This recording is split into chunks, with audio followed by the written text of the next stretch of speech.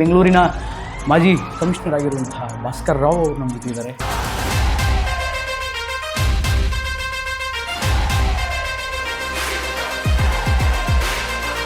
ನಮಸ್ಕಾರ ಶ್ರೀನಿವಾಸ್. ಹೇಗಿದ್ದೀರಿ sir? Fine, excellent. ಹೆಂಗೆ ನಡೀತಾ ಇದೆ ರಿಟೈಲ್ ಲೈಫ್? First class. ಪ್ಯಾಂಡಮಿಕನ್ನು ಫೇಸ್ ಮಾಡಿದ್ದು ಎಷ್ಟು ರಿಸ್ಕಿ ಜಾಬ್ ಆಗಿತ್ತು? Pandemic was something very new. Police ಇಲಾಖೆದು ಒಂದು ಮುಖ್ಯ ಕರ್ತವ್ಯ ಲಾ ಆ್ಯಂಡ್ ಆರ್ಡರ್ ಇರಲಿ ಅಥವಾ ಏನೇ ಸಮಸ್ಯೆಗಳು ಬಂದು ಜನರ ಸಂರಕ್ಷಣೆ ಮಾಡೋದು. ಸರ್, ಕ್ವಾರಂಟೈನ್ ಅನ್ನುವಂಥ ಒಂದು ಕಾನ್ಸೆಪ್ಟ್ ನಮ್ಮ ಜನಗಳಿಗೆ ಗೊತ್ತಿರಲಿಲ್ಲ. ಸಿಬ್ಬಂದಿಗಳಿಗೆಲ್ಲ ಹೆಂಗೆ ಟ್ರೈನ್ ಮಾಡಿದ್ದೀರಿ? ಯಾವಾಗಿಂದ ಮಾಡಬೇಕು, ಮತ್ತು ಅಷ್ಟು ಮೆಡಿಕಲ್ ಫೆಸಿಲಿಟೀಸ್ ಇದೆಯಾ ಕ್ವಾರಂಟೈನ್ ಮಾಡೋಕ್ಕೆ, ಮತ್ತು ಅವ್ರಿಗೆ ಎಂಗೇಜ್ ಮಾಡೋಕ್ಕಾಗತ್ತೋ ಇಲ್ವೋ ಅನ್ನೋದು ಒಂದು ದೊಡ್ಡ ಸವಾಲಾಗಿತ್ತು ಕೋವಿಡ್ ಟೈಮಲ್ಲಿ. ಸಾರ್ವಜನಿಕರನ್ನ ನಾವು ನೋಡಿದ್ವಿ, ಬಟ್ ಡಿಪಾರ್ಟ್ಮೆಂಟ್ ಅವರು ಯಾವುದೇ ಥರದ ಭಯ ಬೀಳಲಿಲ್ವ? ಡಿಪಾರ್ಟ್ಮೆಂಟ್ ಕೂಡ ತುಂಬ ಭಯ ಇತ್ತು. ವಿಕ್ಟೋರಿಯಾ ಹಾಸ್ಪಿಟಲಲ್ಲಿ ಅಡ್ಮಿಟ್ ಮಾಡಿರುವಾಗ ಅವರು 6ನೇ ಅಂತಸ್ತಿಂದ ಹಾರಿಸಿತ್ತು.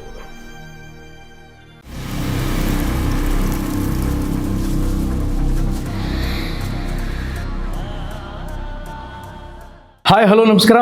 Welcome to beyond limits. ನಾನು ಶ್ರೀನಿವಾಸ್ ವೈದ್ಯ.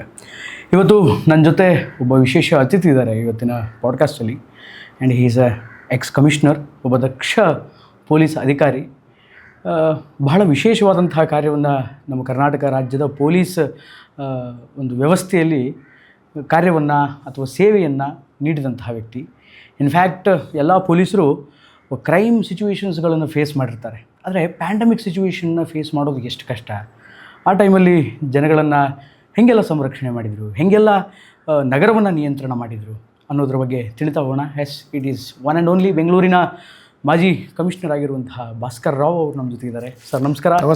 ನಮಸ್ಕಾರ Srinivas. Welcome to beyond limits sir. Thank you. Podcast beyond ಲಿಮಿಟ್ಸಿನ ಎಲ್ಲ ವೀಕ್ಷಕರಿಗೆ ನಮಸ್ಕಾರ. ಹೇಗಿದ್ದೀರಿ ಸರ್? Fine, excellent. ಹೆಂಗೆ ನಡೀತಾ ಇದೆ retail life? First class.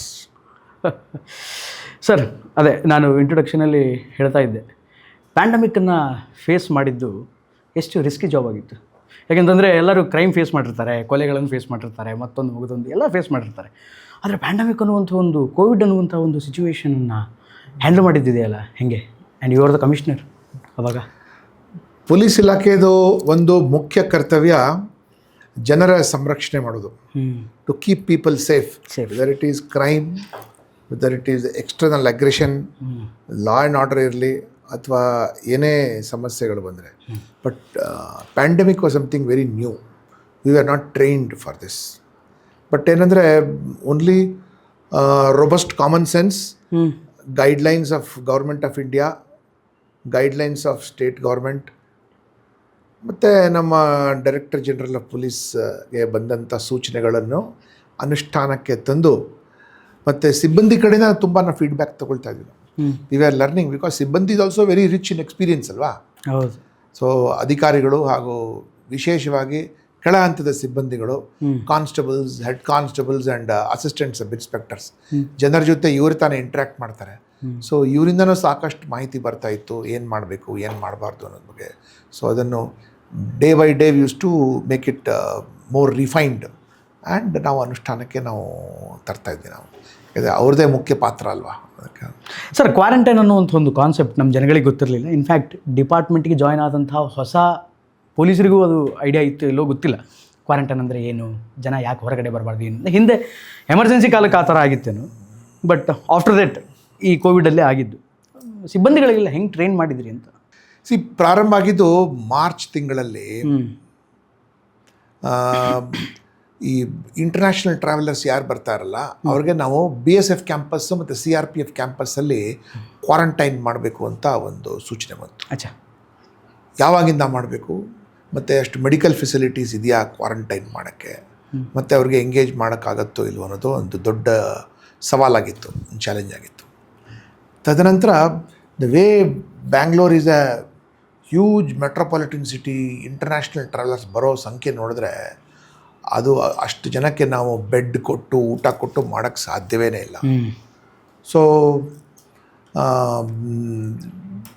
Chief secretary ಇವರು TM ವಿಜಯ ಭಾಸ್ಕರ್ ಅಂತ ಇದ್ದರು, ಮುಖ್ಯಮಂತ್ರಿಗಳು ಯಡಿಯೂರಪ್ಪ, ದೆನ್ ಗೃಹ ಸಚಿವರು ಬಸವರಾಜ ಬೊಮ್ಮಾಯಿ ಅವರಿದ್ದರು, ಮತ್ತು ಅನೇಕ ಸಚಿವ ಸಂಪುಟದ ಹಿರಿಯರು ಎಲ್ಲ ಸೇರಿ ಕ್ವಾರಂಟೈನ್ ಆದ ನಂತರ ಈ ಡೊಮೆಸ್ಟಿಕ್ ಕ್ವಾರಂಟೈನ್ ಅಂತ ನಾವು ಶುರು ಮಾಡಿದ್ವಿ ನಾವು. ಡೊಮೆಸ್ಟಿಕ್ ಕ್ವಾರಂಟೈನ್ ಏನಂದರೆ ಯಾರು ಇಂಟರ್ನ್ಯಾಷನಲ್ ಟ್ರಾವೆಲರ್ಸ್ ಇರ್ತಾರಲ್ಲ ಅವ್ರದ್ದು ಪರ್ಟಿಕ್ಯುಲರ್ಸ್ ತಗೊಂಡು ಪೊಲೀಸ್ ಸ್ಟೇಷನ್ಸ್ಗೆ ಮಾಹಿತಿ ಕೊಟ್ಬಿಟ್ಟು ಅವ್ರ ಮನೆ ಕಡೆ ಹೋಗಿ ಅವ್ರಿಗೆ ಒಂದು ಸೀಲ್ ಹಾಕ್ಬಿಟ್ಟು ನೀವು ಮನೆಯಿಂದ ಹೊರಗಡೆ ಬರಂಗಿಲ್ಲ. ಇದು ನೀವೇ ಮಾಡಿದ್ದ ಅಥವಾ ಸರ್ಕಾರ? It was a government decision which we implemented. ಅಚ್ಚಾ. So it not only here but ಅಲ್ಲ. ಮತ್ತು ಏನೇ ಕೆಲಸ ನಾವು ಮಾಡಬೇಕು ಅಂದರೆ ಯಾವುದಾದ್ರೂ ಒಂದು ಕಾನೂನು ಅಡಿಯಲ್ಲಿ ಮಾಡಬೇಕು, ಇಲ್ಲದ್ರೆ ದೇ ಕ್ಯಾನ್ ಬಿ ಚಾಲೆಂಜ್ಡ್. ಏನು ರೀ ಮನಸ್ಸು ಬಂದಂಗೆ ಮಾಡ್ತಿರಲ್ಲ ನೀವು ಅಂತ ಯಾರು ಬೇಕಾದರೂ ಕೇಳ್ಬೋದು. ಅಪೋಸಿಷನ್ ಕೇಳ್ಬೋದು, ಜನ ಕೇಳ್ಬೋದು, RTI ಕೇಳ್ಬೋದು, ಮಾಧ್ಯಮದವ್ರು ಕೇಳ್ಬೋದು. So all these actions were being done under the NDMA, national disaster management ಆ್ಯಕ್ಟಲ್ಲಿ. ಸೊ NDMA ಆ್ಯಕ್ಟ್ ಕೈ ಕೆಳಗೆ. So and we were drawing powers also under the provisions of NDMA act ನಾವು ಈಗ ಮಾಡ್ತಾಯಿದ್ವಿ. NDMA ಆ್ಯಕ್ಟ್ ಪ್ರಕಾರ ನಾವು ಈ ರೀತಿ ಮಾಡ್ತೇವೆ. So national disaster management act ಪ್ರಕಾರ ನಾವು ಇದು ಮಾಡ್ತಾಯಿದ್ದೀವಿ ಅಲ್ಲಿಗೆ. ಸೊ ಕ್ವಾರಂಟೈನ್ ಮಾಡಿದೆ. ಕ್ವಾರಂಟೈನ್ ಮಾಡೋದು is something like an imprisonment, but there is no judicial order and it is not what you say a place which where for example ಕೆಲವು ಕಡೆ containment zones ಅಂತ ಮಾಡ್ತಾರೆ. ಕ್ವಾರಂಟೈನ್ ಮಾತ್ರ ಯಾರು ಹೋಗಂಗಿಲ್ಲ, ಕಂಟೈನ್ಮೆಂಟ್ ಝೋನ್ಸ್. ಸೊ ಇದೆಲ್ಲ ನಿಮಗೆ NDMA ಅಲ್ಲಿ ಬರೆದಿದೆ, ಏನು ಮಾಡಬೇಕು, ಹೇಗೆ ಮಾಡಬೇಕು, ಹೆಂಗೆ ಇಂಟಿಮೇಟ್ ಮಾಡಬೇಕು, ಮತ್ತು ಅವ್ರಿಗೆ ಏನು ಸೌಲಭ್ಯಗಳು. ಸೊ ಕಾನೂನೆಲ್ಲ ಬರೆಯೋದು ಬುದ್ಧಿಜೀವಿಗಳು ಏನೋ ಬರೀತಾರೆ, ಅಸೆಂಬ್ಲಿ ಪಾರ್ಲಿಮೆಂಟಲ್ಲಿ ಒಪ್ಪಿಗೆ ಆಗುತ್ತೆ, ಅದಕ್ಕೆ ಅನುಷ್ಠಾನಕ್ಕೂ ತರಬೇಕಲ್ಲ, ಎಕ್ಸಿಕ್ಯೂಟ್ ಮಾಡಬೇಕು.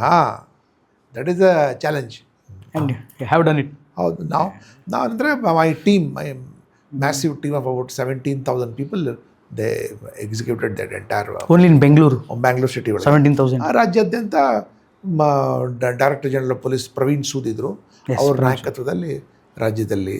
ಮತ್ತು ಸೋ ಮಚ್ ಸೊ 2021ನೇ ಇಸ್ವಿಲಿ ಅಮಿತ್ ಶಾ ಅವರು ಬೆಂಗಳೂರಿಗೆ ಭೇಟಿ ನೀಡಿರುವಾಗ ಮುಕ್ತ ಕಂಠದಲ್ಲಿ ಅವರು ಪ್ರಶಂಸೆ ಮಾಡಿದ್ರು.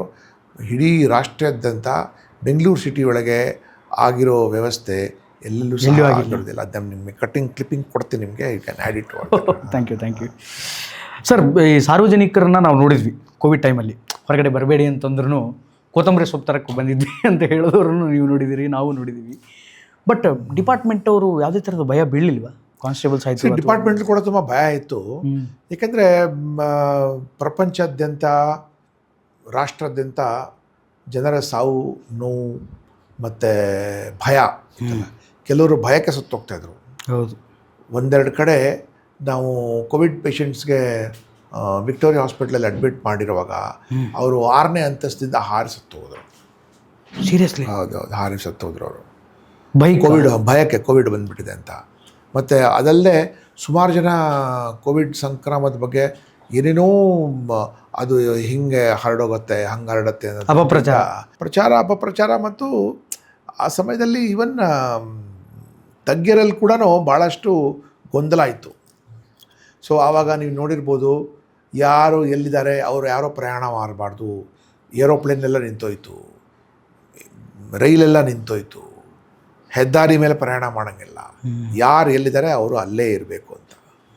ಸೊ ಅಂಥ ಸಂದರ್ಭದಲ್ಲಿ ಬಟ್ ಜನ ಯಾವುದಕ್ಕಾದ್ರೂ ಒಂದು ಯಾತ್ರೆ ಮಾಡಲೇಬೇಕಲ್ಲ. ಮತ್ತು ನೋಡಿ, ನಮ್ಮಲ್ಲೇ ಒಂದು ಅತ್ಯಂತ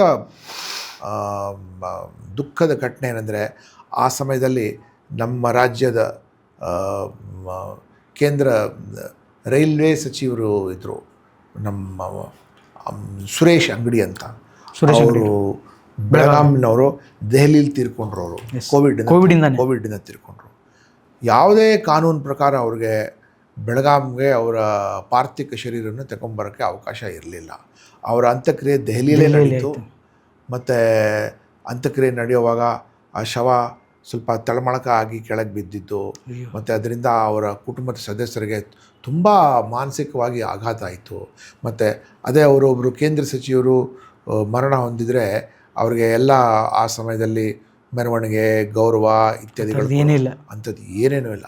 ಮತ್ತು ಎಷ್ಟೋ ಕಡೆ ನಿಮಗೆ ಆಸ್ಪತ್ರೆಯಲ್ಲಿ ಸಾವು ಆಗಿರುವಾಗ